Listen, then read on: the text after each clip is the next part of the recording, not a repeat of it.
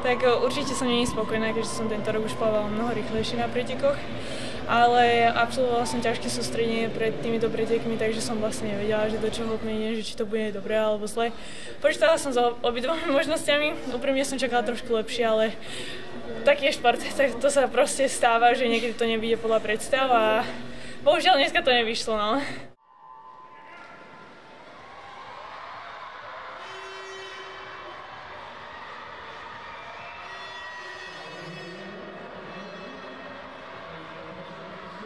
Ten čas na tabuli celkom zlý.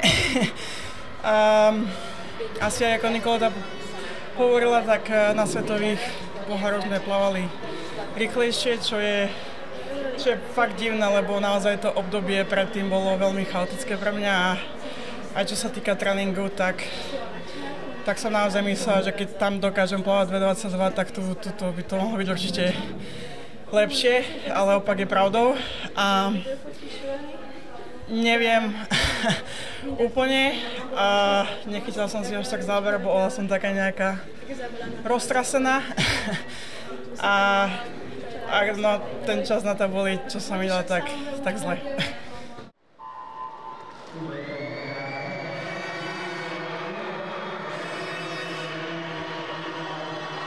Určite som spokojná, dala som si malý osobák, aj to sa ráta, takže som rada.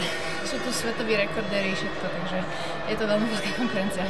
Áno, skúsenosti sa vždy rátajú, som rada.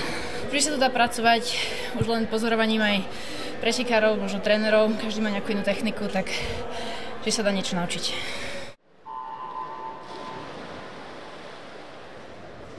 Stovka nie som, ale je to taká doplnková disciplína a je to na úrovni osobáku, takže dajme tomu, že môžem povedať, že to je fajn, ale úplne spokojný nie som.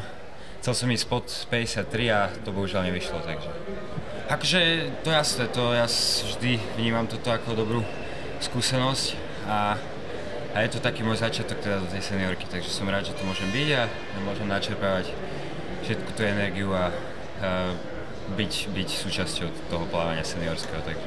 Padlo tu niekoľko sveťakov a sú tu úplne topka plavci, takže je tu čo odkúkať.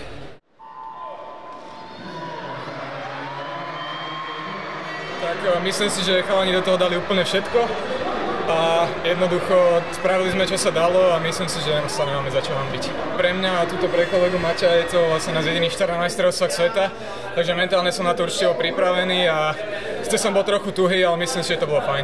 Určite skvelý zážitok, atmosféra je tu fakt bojová, je to super a myslím si, že to je dobré.